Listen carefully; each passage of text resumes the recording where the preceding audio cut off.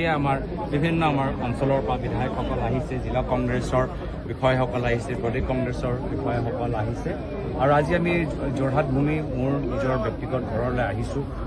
যোৰহাটৰ পৰা মোৰ প্ৰয়াত পিতৃ নিজৰ ৰাজনৈতিক যাত্ৰা আৰম্ভ কৰিছিল। আজি সেই যোৰহাটৰ ভূমিত স্পৰ্শ কৰি আজি তেখেতৰ আশীৰ্বাদ য'তে আছে তাৰ পৰা যে তেওঁ আশীৰ্বাদ দি আছে, আমাৰ চাই মুখেদি হাঁহি মাৰি আছে, সেইটো আমি উল্লাস আৰু আনন্দ আমি অনুভৱ কৰিছোঁ। যোৰহাটৰ বাকী ৰাইজৰ প্ৰতি আমাৰ কৃতজ্ঞতা। আজি যোৰহাটৰ ভিতৰত যোৱা লোকসভা নিৰ্বাচনত আমাৰ বিজয় নহ'লেওঁতেন মই নাভাবোঁ যে এনেকুৱা এটা গধুৰ দায়িত্ব আমাৰ ওপৰত আমাৰ কেন্দ্ৰীয় নেতৃত্ব আমাক দিলেহেঁতেন।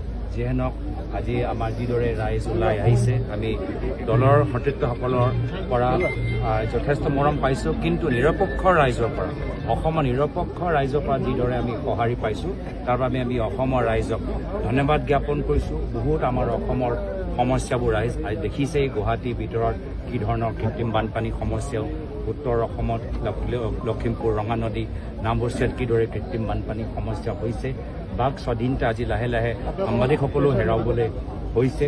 তো আজি এই ভ্ৰষ্টাচাৰ, লুণ্ঠন, ভয় ভাবুকি, চিণ্ডিকেটৰ এই পৰিৱেশৰ পৰা ৰাইজক মুক্তি দিয়াবলৈ আজি আমি সকলোৱে ইয়াত উপস্থিত হৈছোঁ। অসমৰ বিভিন্ন জনগোষ্ঠী জনজাতিৰ